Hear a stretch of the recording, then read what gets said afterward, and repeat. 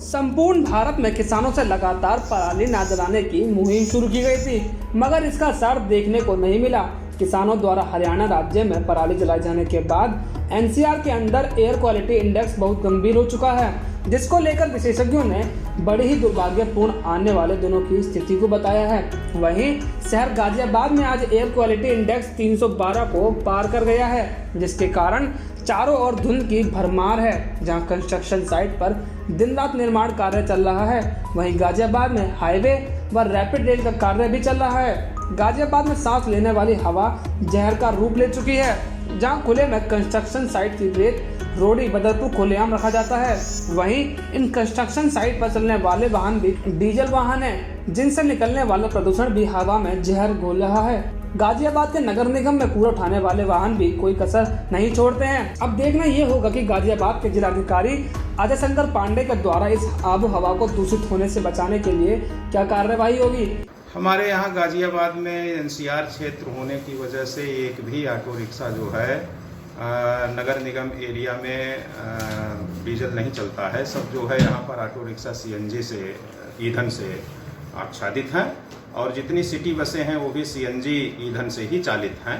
तो ये समस्या जो है प्राइवेट व्हीकल्स में कम, रोडवेज की व्हीकल जरूर जो दूर की होती हैं वो डीजल व्हीकल होती हैं, वो सीएनजी से यहाँ से गोरखपुर या इलाहाबाद, प्रयागराज या वाराणसी, इन सब जगहों पर जाने वाली जो रोडवेज की बसें होती हैं वो एक कौशाम्बी रोडवेज बस अड्डे या गाजियाबाद बस अड्डे से जाती हैं, दूर की यात्रा वाली होती हैं। लेकिन वो व्हीकल्स जितनी हैं वो 10 साल के नीचे की होती हैं और उनका प्रदूषण की जांच आरईएम द्वारा कराया जाता है। हाँ, तो निर्माण कार्य देखिए, तो यात्री वाहनों के विषय में हमने आपको बताया।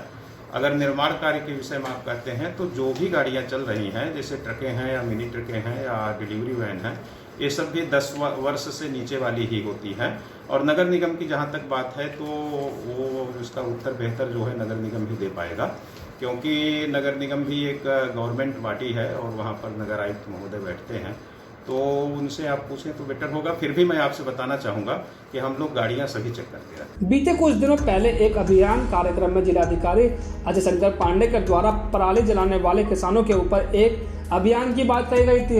अगर यह पराली गाजियाबाद में नहीं जलाई जा रही है तो फिर यहाँ धुआं आखिर आ कहाँ से रहा है, या सिर्फ जिलाधिकारी गाजियाबाद अजय शंकर पांडे की बातों को किसान के द्वारा अनदेखा किया जा रहा है। जैसा कि सभी जानते हैं कि लॉकडाउन खुलने के बाद एयर पोल्यूशन फिर से बढ़ने लगा है और उतनी ही स्पीड से बढ़ने लगा है। जब मानव रुक गया था तो प्रकृति हील करने लगी थी, और जब मानव ने फिर से अपनी दौड़ लगानी शुरू कर दी तो प्रकृति फिर से धीरे धीरे पॉल्यूटेड होने लगी। क्या ऐसा नहीं हो सकता कि इंसान और प्रकृति साथ साथ चलते हुए एक दूसरे का ध्यान रखें, एक दूसरे को सही रखें। फैक्ट्रियां चालू हो चुकी हैं, रोड पर फिर से ट्रैफिक शुरू हो चुका है, कंस्ट्रक्शन शुरू हो चुकी हैं, ऐसी बहुत सारी चीजें हैं, पराली जलाई जा रही है। इन सब कारणों की वजह से एयर पोल्यूशन फिर से बढ़ रहा है, और एयर पोल्यूशन बढ़ने की वजह से परेशानी हम सभी को होती है। हमारी फेफड़ों की क्षमता कम हो जाती है, इतनी ज्यादा परेशानी हो जाती है कि बच्चों को और बुजुर्गों को सांस लेने में परेशानी होने लगती है। तो इन सब का क्या किया जाए, इन सब का एक परमानेंट उपाय हमें निकालना पड़ेगा, क्योंकि ये हमेशा ही चलता रहेगा। अगर इंसान है और इंसान क्रियाशील है, अगर वो काम कर रहा है तो पोल्यूशन तो होगा ही होगा।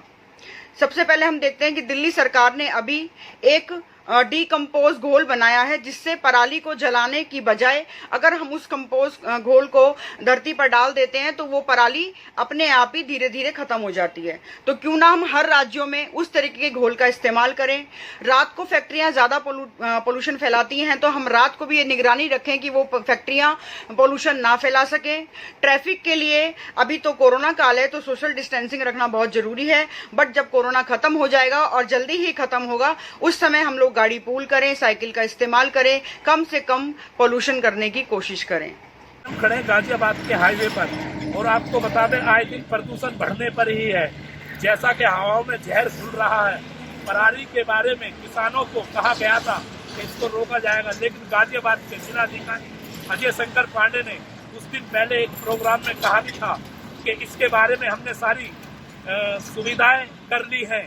लेकिन देखना ये होगा कि आखिर क्या सुविधाएं की हैं अजय शंकर पांडे डीएम ने गाजियाबाद के, क्या नहीं की। इंडिया डायरेक्ट न्यूज के लिए गाजियाबाद से ताहिर खान की रिपोर्ट।